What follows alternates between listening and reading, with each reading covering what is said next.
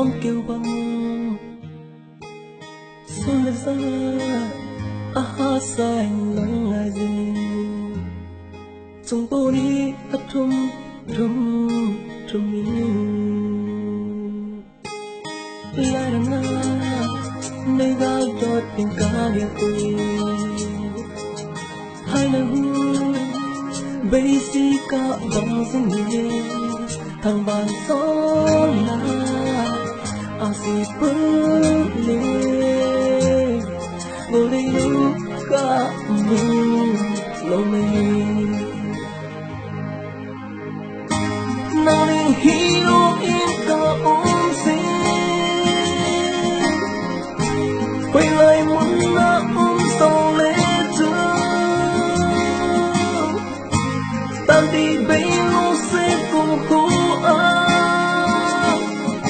cứ cô đây luôn cứ ngã lên đi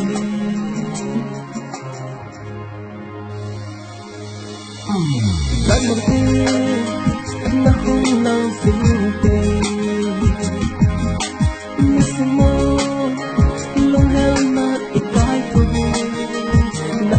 quay xin đừng dùng lỡ đi vô đây cả mưa mùa mình đang đi hero in cả ôm mê quay lại muốn nắp ôm sầu lệ thương đang đi bấy lâu sẽ cùng cô cứ cô đây nụ ca cứ ngã lên mình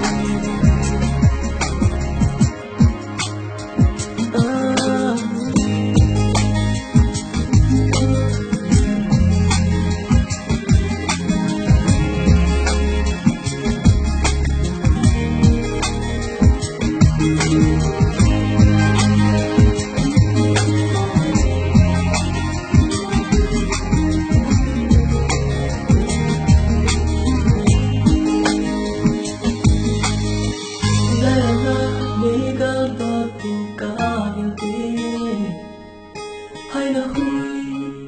bây giờ cứ bằng dung nhẹ thằng bạn gió là asi perle ngồi đây cả mình lâu nay nàng đi hero in cả ôm mê quay lại muốn na ôm sầu lệ thương tan đi bấy lâu sẽ cùng hô cứ cô đây nụ ca cứ ngã lên nàng đi hero in cả ôm mê quay lại muốn na